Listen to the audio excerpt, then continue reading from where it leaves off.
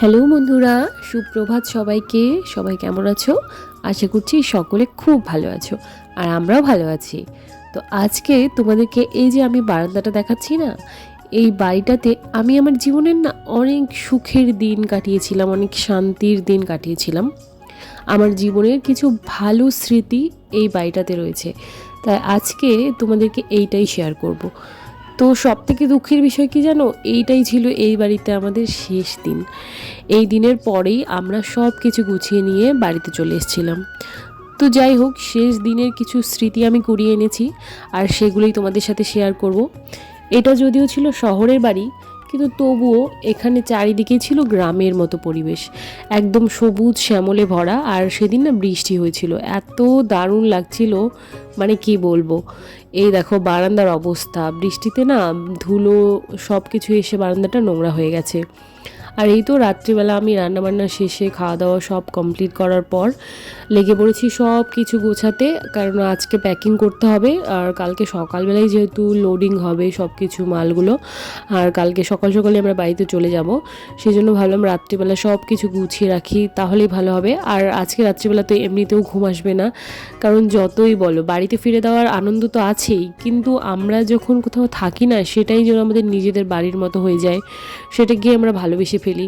আর এই ঘরটাকেও না আমি ভীষণ ভালোবেসে ফেলেছি। তার কারণ হচ্ছে বিয়ের পর প্রথম দিকটা মানুষের জীবনে এমনিতেই মেমোরেবল হয়, আর সেই সময়টা তুমি যেখানেই থাকবে, সেটা কুঁড়েঘর হোক আর যেখানেই হোক, সেই জায়গাটাও অন্যরকম প্রিয় হয়ে যায়।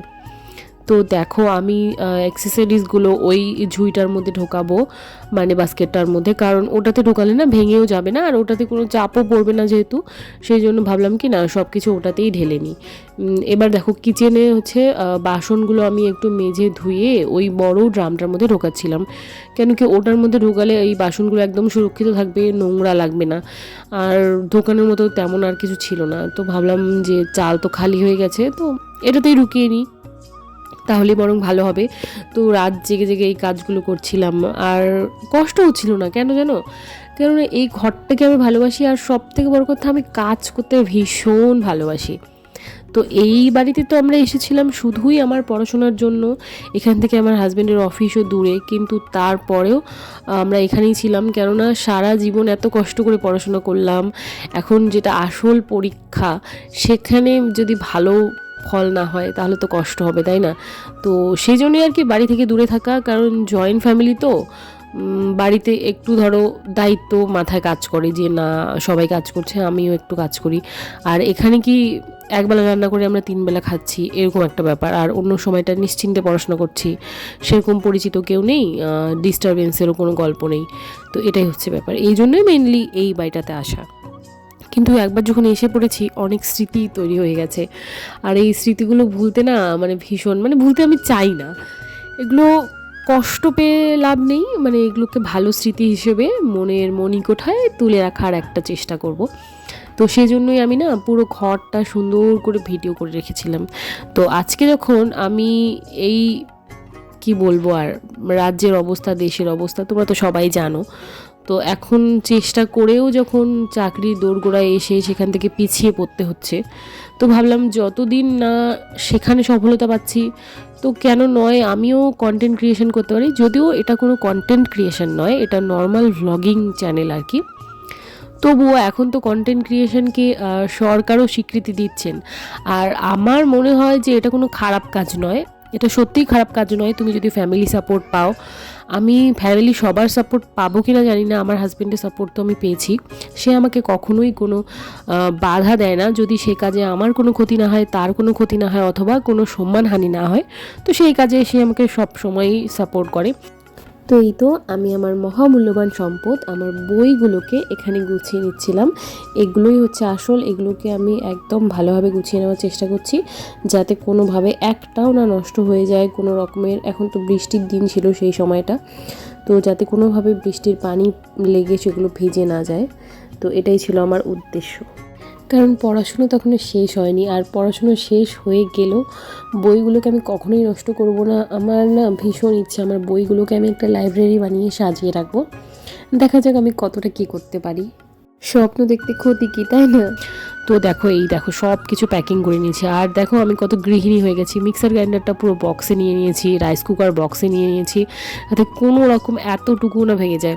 এগুলো না আমার হাজবেন্ড অনেক শখ করে আমাকে কিনে দিয়েছে, শুধু শখ নয়, আর যাতে আমার কোনো অসুবিধা না হয়। তো সেই জন্যই এই দেখো এইগুলোকেও সুন্দরভাবে গুছিয়ে নিয়েছি। এগুলো গোছাতে যে আমার এত ভালো লাগে কি বলবো, আমি না সত্যি মানে এইগুলো করতেই আমার খুব ভালো লাগে। অন্য যাই বলো না কেন, আমার না ঘর গোছাতে, ঘর সাজিয়ে রাখতে, সব কিছু নতুন করে গোছাতে এগুলো ভীষণ ভালো লাগে। তো এই রাইস কুকারের মধ্যে ভাত আছে কালকে সকালবেলা, যদি ওটা খাওয়া হয় সেজন্য আর কি ওটা এখনও ঢোকায়নি, ওটা ওর বক্সেই ঢুকিয়ে নেবো। ইন্ডাকশান কুকারটাও বক্সেই ঢুকিয়ে নেবো। তো এই হলো ব্যাপার। দেখো সবটা এখানে গোছানো হয়ে গেছে মোটামুটি। আর কালকে না একজনকে ডেকেছি, উনি এসে ঘরটা শেষবারের মতো একটু ঝাড় দিয়ে মুছে দিয়ে যাবেন। তাহলে মানে আমরা চাবিটা হ্যান্ড ওভার করে দেবো, তো সেই জন্য। তো শেষবারের মতো আমি স্মৃতিগুলোকে কুড়োচ্ছিলাম, মানে সত্যি।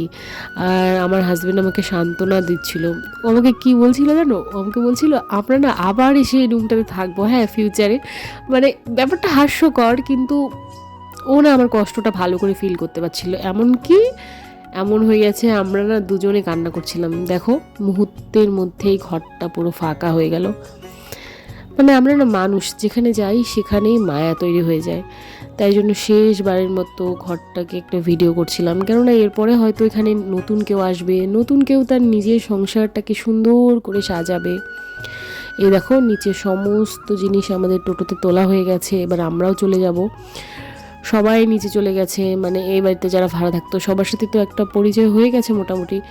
সবাই নিচে, আমার হাজবেন্ডও নিচে, কিন্তু আমি দেখো যাচ্ছি না, আবার ভিডিও করছি। এই যে বাড়ি চলে এলাম, বাড়িতে সমস্ত কিছু জিনিস ঢুকিয়ে ফেললাম।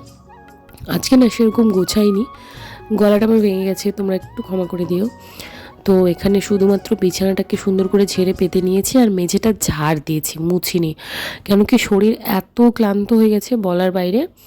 তো আজকে তো এইভাবেই ঘুমিয়ে পড়বো। তো কালকে থেকে নতুন করে সুন্দর করে কাজ শুরু করব।